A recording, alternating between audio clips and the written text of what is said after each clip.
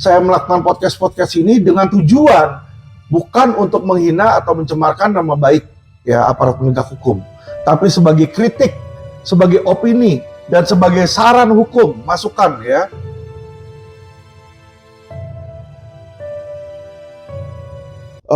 Dalam acara hari ini saya mau mencerdaskan masyarakat dan memberikan opini hukum saya, teman-teman ya, mengenai rendahnya moral hakim Indonesia di Indonesia, teman-teman ya. Saya lihat berkali-kali, teman-teman, dan saya mengalami ya.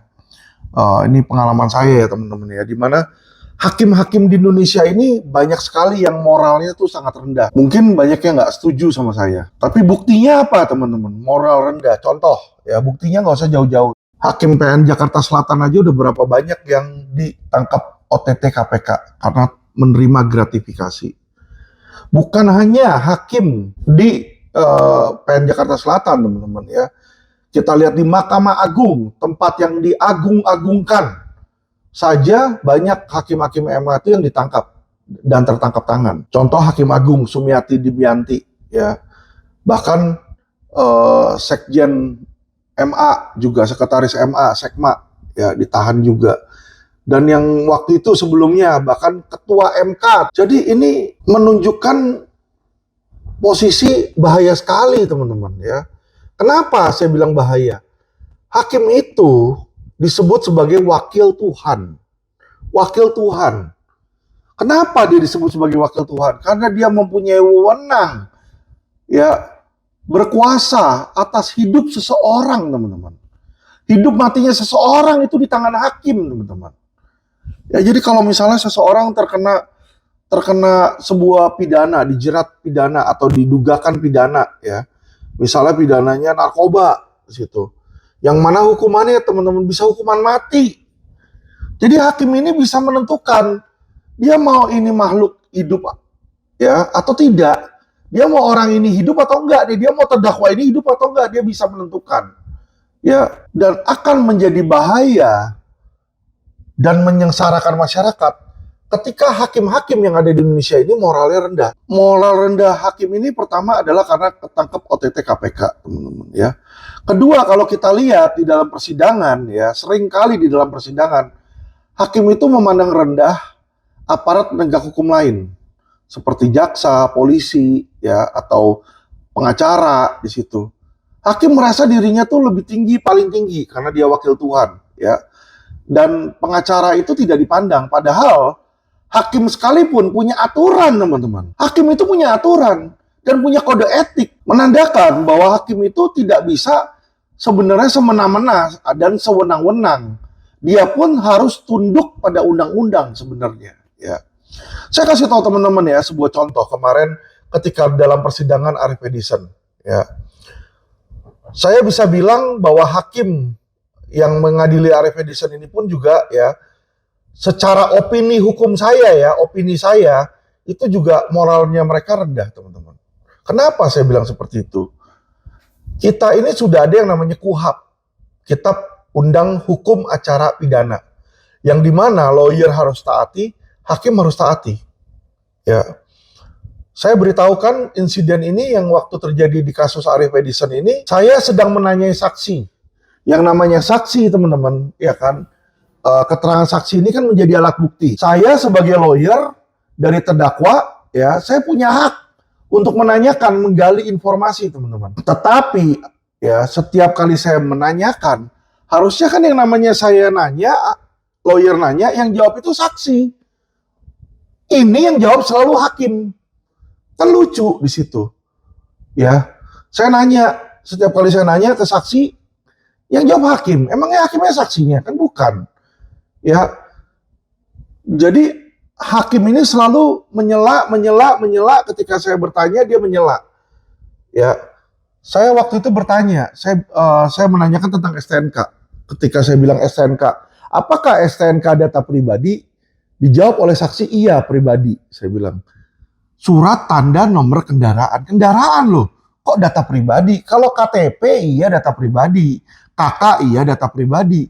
Kalau STNK, saya punya STNK, nggak ada data pribadi, teman-teman. STNK saya atas nama PT, saya bilang. STNK saya atas nama PT, saya tunjukin ke saksi di situ. Terus saya tanya sama dia, ini kalau PT ini pribadi bukan? Bukan. Nah, kalau gitu saya tanya sama saksinya, saksi ngerti bahasa Indonesia nggak? Tahu nggak bedanya antara orang pribadi, ini orang, dengan kendaraan, objek, gitu loh. Kalau saya, orang dibilang saya objek, saya banda, pasti saya keberatan dong. Apakah dia ini bukan nggak bisa bahasa Indonesia, jadi dia selip antara orang dan objek? Maksud saya di situ, saya nanyakan.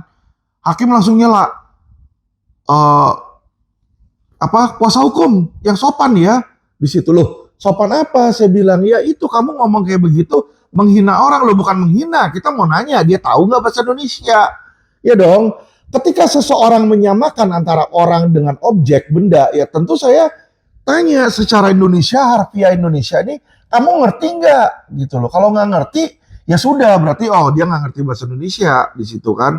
Nah, saya bilang sama hakim lagi, saya tanya lagi ke dia, ya udah, saya refrasi lagi, ya kan?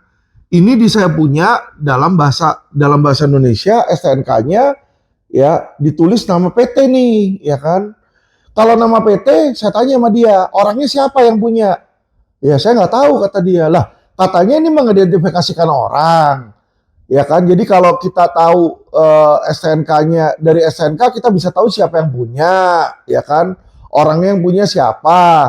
Nah saya tanya kamu kok kamu nggak tahu, misalnya saya tanya gitu, disela lagi sama hakim. Jadi saya melihat nih hakim ini ya punya moral dan attitude yang sangat buruk. Ya, yang namanya saya mencecar saksi, saya boleh mencecar dia untuk menentukan dia bohong atau enggak, dia memihak atau enggak, dia ngerti atau enggak. Ya kan yang namanya ahli, apalagi dia saksi sebagai ahli, harusnya dia ngerti di situ. Bukan ahli abal-abal. Ahli masa bahasa Indonesia yang nggak ngerti, berarti kan bukan ahli itu, ya toh? Nah, itu yang maksudnya saya sedang pertanyakan. Hakim ini selalu menyecar saya di situ. Jadi, sampai suatu saat hakim bilang, setiap kali saya jawab, setiap kali saya bertanya, hakim menjawab, akhirnya saya bilang sama hakimnya, Ibu yang mulia, kalau ibu mau jawab, jangan di situ bu, duduk sini bu, di kursi ahli. Nanti saya tanya sama ibu. Kalau sudah selesai, saya bertanya silakan ibu duduk lagi di kursi hakim kalau memang ibu mau jadi ahlinya. Habis itu dia langsung diem. Dia langsung diem terus dia bilang begini. Dia diem langsung, dia diem. Ya sudah, kamu tanya silakan. Baru di situ. Kan saya lucu gitu loh. Yang namanya saksi itu kan udah jelas. Saksi itu kalau kita nanya, yang boleh jawab itu saksi. Bukan hakim yang menjawab pertanyaan saya. Kalau hakim yang menjawab pertanyaan saya itu mah nggak sah dong di situ. Dia kan bukan saksi. Masa sih pertanyaan saya dia yang jawab? Yang harusnya jawab si saksi dong di situ. Jadi teman-teman ya, ini salah satu contoh saya udah melihat nih, nih hakim ngawur. Makanya kemarin itu waktu si siapa namanya Arief Edison divonis bersalah pun kita juga nggak senang dan kita lakukan banding teman-teman ya. Tentu saja ini terlepas dari taruhan saya sama John LBF ya, yang namanya taruhan sama John LBF. Memang saya nggak pernah nyogok hakim teman-teman. Saya nggak nyogok hakim, saya nggak nyogok jaksa. Makanya Arief Edison divonis tuh teman-teman ya. Karena kenapa? Karena saya merasa namanya hakim wakil Tuhan tuh harusnya lurus. Ya, bukan mencong-mencong kayak begini, teman-teman ya. Jadi saya melihat ini hakim ini brengsek. Kalau menurut opini saya ya, brengsek. Kenapa? Di dalam pertimbangannya dia bilang tidak mempertimbangkan statusnya si Arief Edison sebagai lawyer. Ya, jadi imunitasnya itu dikesampingkan dengan alasan ketika dia ngomong, Arief Edison nggak bilang bahwa dia sedang berbicara sebagai pengacara. Itu kan lucu, teman-teman. Lucu. Kalau misalnya ada seorang polisi, ya kan, sedang berbicara tentang kasusnya dia nggak pernah bilang, saya adalah polisi, saya berbicara sebagai polisi, nggak pernah ngomong gitu. Orang juga udah tahu dia polisi. Dengan pakaiannya juga udah tahu dia polisi. Ya, kalau ada seorang hakim, juru bicara kehakiman, bicara tentang kasus yang dia tangani, dia kan nggak pernah bilang, saya adalah juru bicara MA. Nggak pernah ngomong gitu. Langsung dia ngomong. Orang juga udah tahu. Hal yang sama ketika Arif Edison berbicara, itu bicara bukan di Instagram pribadinya Arif Edison loh. Dia sedang berbicara di media sosialnya milik law firm-nya Arif Edison. Jadi kalau teman-teman lihat di pojok kanan atas itu ada tulisannya Arif Edison Law and Partner di situ. Ya. Jadi orang goblok juga harusnya tahu ketika dia bicara di situ, dia berbicara dalam ranah dia sebagai lawyer. Ya, dia pakai jasnya dia. Ya, rapi di situ. Karena apa? Karena pengacara kalau ngomong ya memang kalau saya ngomong pakai begini pun juga saya ngomong sebagai pengacara. Masa saya harus ganti pakai toga baru saya ngomong sebagai pengacara? Kan lucu. Kalau ada polisi ya, misalnya Listio Sigit ya, nggak pakai baju polisi, dia pakai baju kaos biasa. Tapi dia berbicara tentang kasus dia atau dia berbicara tentang tugas dia sebagai Kapolri. Apakah dia harus ngomong dulu, saya sedang berbicara sebagai Kapolri? Kan nggak perlu. Orang juga udah tahu dia Kapolri. Ya, jadi ini lucu teman-teman ya. Ini makanya saya bilang, kalau hakim itu udah kelilipan, ya kelilipan masuk angin ya kayak begini. Ya, jadi saya sangat menyayangkan rendahnya moral-moral hakim. Dan hakim yang rendah ini bukan cuma dia doang. Hakim saya pun yang waktu itu dulu ngurusin pemalsuan juga sama teman-teman ya, moralnya sangat rendah. Ya, sidang hari Senin, baru hari Rabunya sudah maksa orang sidang, kan lucu. Padahal KUHAP itu ngomong loh, sidang itu jadwal sidang diumumkan di depan persidangan, diumumkan di depan persidangan, jadwal sidang diumumkan di depan persidangan. Ya teman-teman, jadwal sidang diumumkan di depan persidangan. Dan hadirnya itu ya ketika jadwal persidangan. Bukan setelahnya, bukan sebelumnya teman-teman. Ya. Jadi teman-teman, saya kasih tahu aja. Banyak hakim-hakim itu yang sewenang-wenang di Indonesia ini mulai. Bukan hanya polisi sekarang. Kalau dulu ya kebanyakan polisi, hakim itu masih lurus banyak dulu. Ya. Dulu polisi sewenang-wenang, nangkep orang main asal tangkep aja, tengah malam juga dia tangkep, bukan pagi-pagi, bukan siang dipanggil, dia sengaja di situ ya. Sekarang hakim kayak begitu, teman-teman.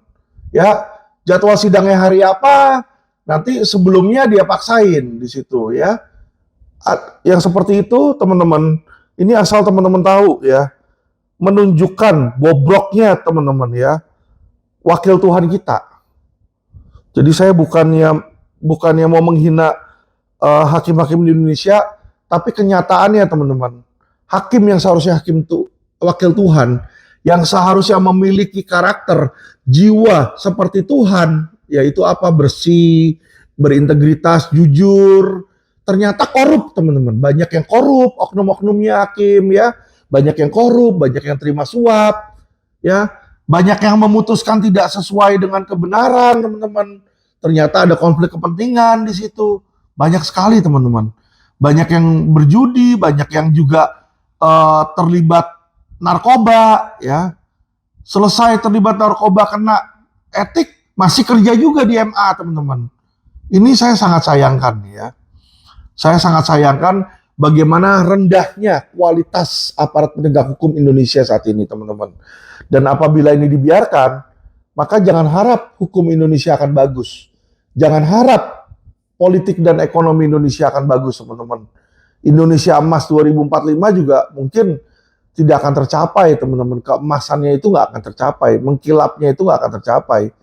Umurnya nanti mungkin 100, kita menuju ke 100, tapi tetap aja cuma umur doang. Kualitasnya mah kagak ada kualitas. Itu yang saya sayangkan. Dan itu yang saya khawatirkan teman-teman bisa terjadi.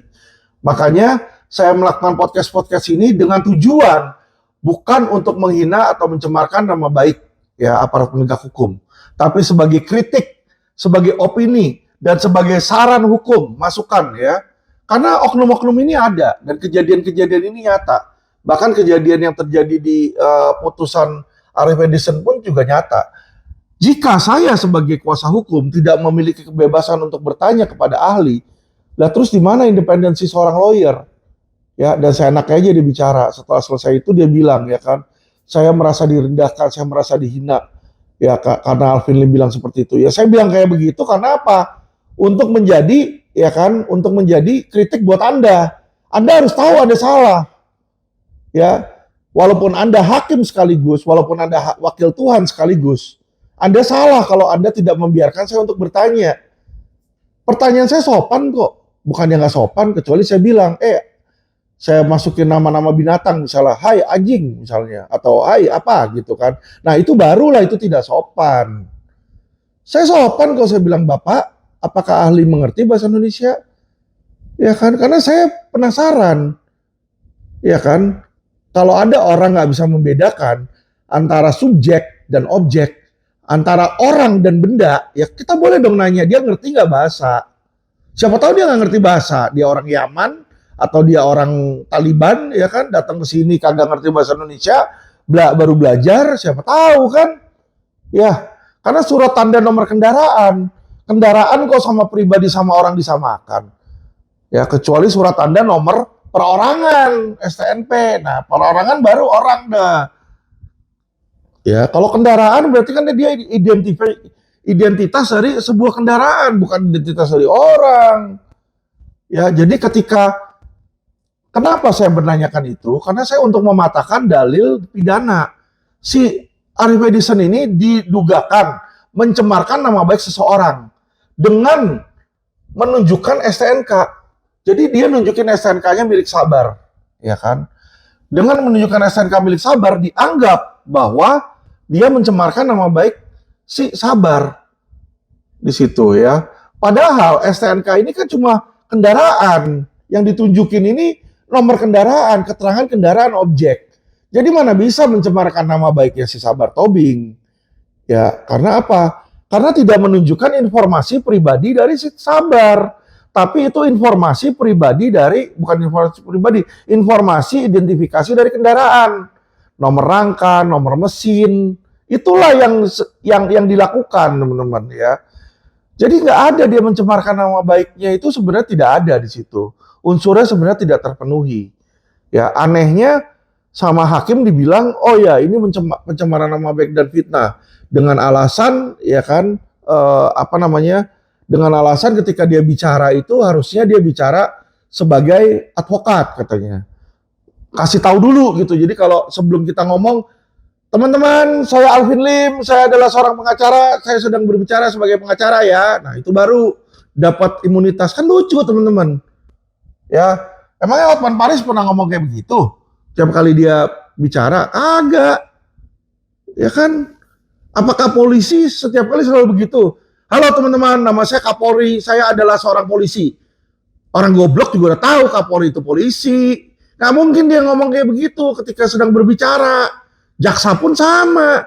Saya nggak pernah ngelihat jaksa, misalnya Kapus Penkum ngomong, nama saya adalah Ketut, saya adalah jaksa, saya berbicara sebagai Kapus Penkum. Nggak usah, orang udah tahu.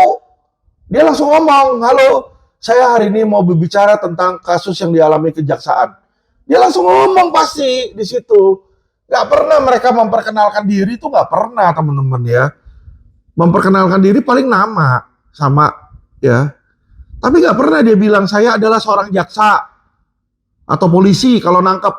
Saya adalah ini, saya adalah seorang polisi. Nggak usah, nggak bakal ngomong kayak begitu. Atau kalau lagi press conference ke media gitu kan, mana ada. Saya adalah Sandi, saya adalah seorang polisi. Enggak, pasti nggak ngomong begitu. Halo, apa kabar? Hari ini Mabes Polri sedang mengadakan ya kan press conference. Ya, kami akan mengumumkan para pelaku tindak pidana. Langsung dia pasti ngomong kayak begitu. Nggak ada itu dia bilang bahwa dirinya adalah polisi dan saya berbicara sebagai polisi. Jadi teman-teman, ini jelas hakim ngawur. Ya, segitu mudahnya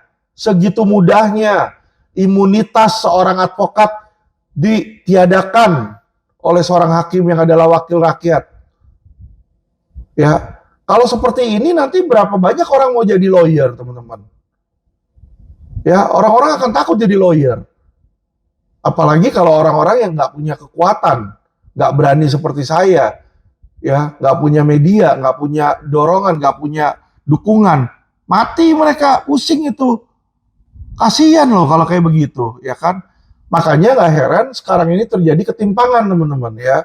Keadilan itu letaknya di bawah nih, yang sekarang lagi banyak beredar, korupsi, teman-teman lihat, illegal mining, judi, ya, prostitusi, itu yang lagi banyak di Indonesia, teman-teman. Ya, korupsi, penipuan, dan moral itu makin buruk. Kalau kita lihat hari demi hari moral itu makin buruk dan kejahatan itu makin banyak dan makin beragam, teman-teman. Karena kenapa? Para pembasmi kejahatannya ini ya dipelucuti, teman-teman. Pemerintah ini melucuti, ya. Orang-orang ini banyak oknum-oknum pemerintah ini yang melucuti, teman-teman. Contoh dimulai dari KPK. Dulu KPK bersinar, sekarang KPK menjadi sarang koruptor, teman-teman. Sarang koruptor. Dimulai dari dia punya ketua KPK, Firly Bahuri, yang menjadi tersangka, ya, sampai yang jaga tahanan rutan-rutan itu puluhan yang kena korupsi, ya. Jadi makanya saya bilang KPK yang dulunya bersinar sekarang jadi sarang koruptor. Kalau aparat-aparat penegak hukum yang menjadi penjahat-penjahat semua, koruptor-koruptor semua, lalu siapa yang membenahi kejahatan? Ini yang akan jadi masalah, teman-teman, ya. Ya, jadi kita lihat ketua KPK aja jadi koruptor, jadi tersangka, sampai sekarang ditahan juga kagak. Gak jelas itu juntrungannya, teman-teman. Kenapa? Karena backingannya dia pasti kuat. Backingan dia tinggi. Jadi kalau dibilang hukum itu adil, hukum itu berimbang, saya nggak melihat seperti itu, ya. Sorry ya. Opini hukum saya nggak melihat seperti itu. Saat ini saya tidak melihat seperti itu. Saya tidak merasakan itu, teman-teman. Sebagai lawyer, ya, sebagai praktisi hukum, teman-teman, ya, saya melihat saat ini itu sangat jauh. Kalau kita nggak sogok hakim, kita nggak sogok jaksa, ya, akan sangat sulit untuk menang. Mungkin 1 banding 1000, teman-teman. Ya, jadi hal yang seperti ini lah yang menjadi yang harus menjadi introspeksi, ya, bagi aparat. Terutama saya sedang berbicara tentang kehakiman di sini, ya. Hakim-hakim itu perlu training lagi tuh lebih, ya, dan hakim-hakim itu perlu diawasi. Mungkin ada intel khusus yang mengawasi mereka. Apakah mereka menyuap ataukah mereka ini terkontaminasi. Ya, kalau di Amerika itu ada yang namanya jury system, teman-teman. Jury system itu juri kalau dia sebelum memberikan keputusan itu di karantina, teman-teman. Jadi seharusnya hakim sebagai pemberi keputusan itu seharusnya di karantina, teman-teman. Nggak boleh sembarangan bergaul. Karena kalau dia sembarangan bergaul, ya, dia bisa berbicara tentang kasus-kasus dan dia bisa kong kali kong tentang kasus-kasus itu. Dia bisa intervensi kasus-kasus tersebut, ya, dan akhirnya memutarbalikan keadaan, yang benar jadi salah, yang salah bisa dia benerin di situ. Ya, karena apa? Karena ada konflik kepentingan, kadang ada dorongan amplop, atau kadang ada KUHP kasih uang habis perkara, ya, atau KUHP kasih uang hakim puas di situ. Jadi hal-hal seperti ini yang harus dihilangkan sebenarnya, ya. Saya ingin Indonesia bersih, saya ingin Indonesia makmur, ya. Maka itulah saya bicara tentang banyaknya hakim-hakim korup, ya, oknum-oknum hakim yang korup, ya. Ya tentu kita bilang oknum lah. Tentu itu oknum yang saya maksud. Jadi kalau saya nggak ngomong oknum sekalipun, yang saya bicarakan ini oknum, ya. Karena hakim itu jabatan. Hakim itu nggak bisa melakukan sesuatu kalau jabatan. Tapi orangnya, oknumnya yang bisa melakukan. Ya kan kadang-kadang begitu kan nanti. Wah, Alvin nggak ngomong oknum, berarti dia mencemarkan nama baik hakim. Ayo hakim laporin dia ke polisi, kan gitu. Jadi saat ini kuping-kuping aparat penegak hukum dan pejabat-pejabat Indonesia tuh banyak yang tipis. Dikritik dikit, bukannya diterima sebagai introspeksi, ya kan?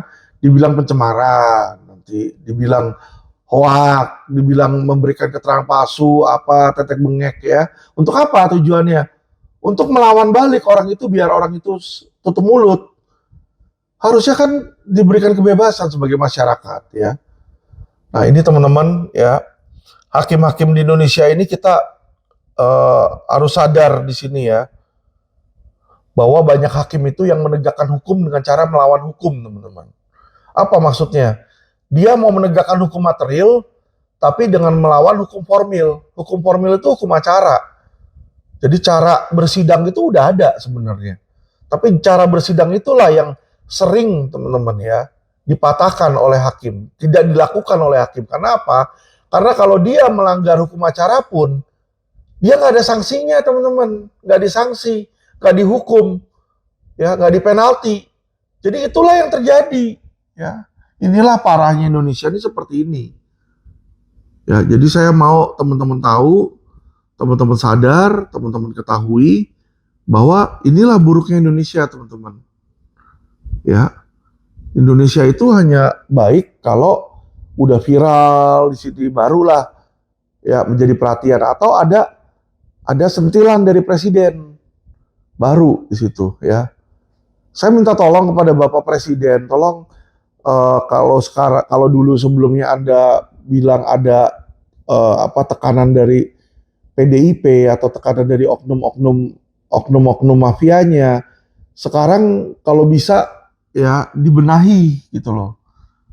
Ya aparat-aparat yang kotor itu dibuang-buang. Kita ganti dengan aparat yang baik, yang jujur, yang bersih, yang berintegritas, agar masyarakat bisa memperoleh keadilan. Karena saat ini di Indonesia ya sangatlah sulit mencari keadilan. Ya, lebih gampang cari jarum dalam jerami daripada mencari keadilan di Indonesia. Dan ini sangat saya sayangkan ya. Negara yang sangat besar, kita negara yang sangat kaya, negara yang banyak orang pintar, orang-orang intelektual, tapi isi aparat penegak hukumnya banyak sekali oknum, banyak sekali mafia. Dan ini harus dibenahi dan menjadi PR dari para penguasa, pejabat, dari presiden ke bawah.